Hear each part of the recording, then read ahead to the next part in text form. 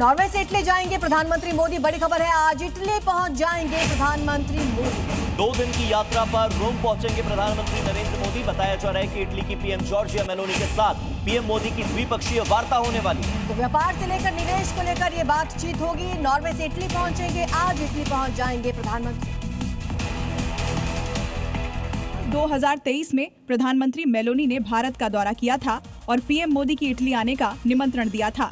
India Europe free trade agreement होने के बाद पहली बार पीएम मोदी इटली पहुंचेंगे, जहां दोनों देशों के नेता संयुक्त रणनीतिक कार्य योजना 2025 से 2029 की भी समीक्षा करेंगे और संबंधों को नई ऊर्जा देंगे। ये 5 साल की कार्य योजना द्विपक्षीय व्यापार, निवेश, रक्षा, स्वच्छ ऊर्जा और तकनीक के क्षेत्र में सहयोग बढ़ाने का एक व्यापक रोड मैप है।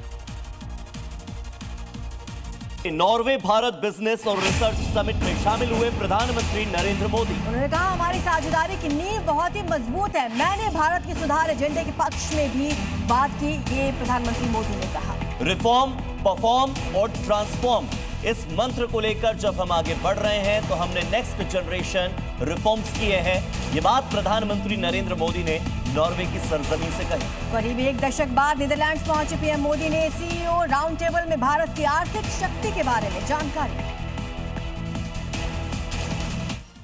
पीएम मोदी ने कहा कि आर्थिक सुधारों, डिजिटल क्रांति, बुनियादी ढांचे के विकास और ईज ऑफ डूइंग बिजनेस को बढ़ावा देने के लिए देश ने अपने आर्थिक डीएनए को पूरी तरह से बदल दिया है। साथ ही पीएम ने नॉर्वे में भारत को ग्लोबल मैन्युफैक्चरिंग और निवेश हब बनाने का बड़ा विजन पेश किया। EFTA समझौते के जरिए $100 अरब निवेश और 10 लाख नौकरियों का लक्ष्य तय किया गया है। साथ ही भारत और नॉर्वे में लैब, यूनिवर्सिटी और साइंटिस्ट का सहयोग भी तेजी से बढ़ रहा है।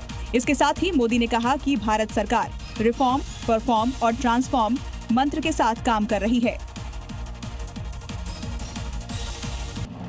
डोनाल्ड ट्रंप ने ईरान पर हमला टाल दिया है। बड़ी खबर सामने आ रही है कि आज होने वाले हमले को अमेरिकी राष्ट्रपति डोनाल्ड ट्रंप ने टाल दिया है। दावा उन्होंने यह किया है कि खाड़ी देशों की अपील के कारण यह फैसला लिया, गंभीर बातचीत के कारण यह फैसला लिया गया है, ये कहना है डोनाल्ड ट्रंप का। वो कह रहे हैं कि समझौता करो वरना हमले के लिए तैयार रहो। ये सीधी चेतावनी है ट्रंप की। चलिए आगे बढ़ते हैं, दिखाते हैं अलग अलग राज्यों से आ रही 5 बड़ी खबरें।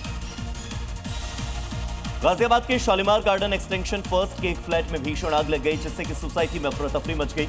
इसके बाद सूचना पर पहुंची फायर ब्रिगेड की टीम ने कड़ी मशक्कत के बाद आग पर काबू पाया।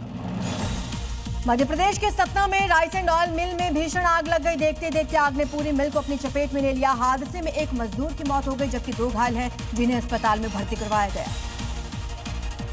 मध्य प्रदेश के जबलपुर में आवारा कुत्तों का आतंक देखने को मिला। स्ट्रीट डॉग्स ने 2 बच्चियों को काट लिया। लहूलुहान हो गई बच्चियां। इसके बाद दोनों बच्चियों को अस्पताल में भर्ती करवाया गया। डॉक्टर ने सर्जरी की सलाह दी।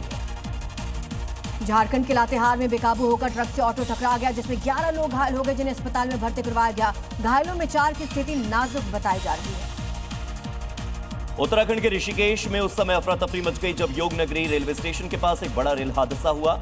शंटिंग के दौरान ट्रेन के 3 डिब्बे अचानक से पटरी से उतर गए।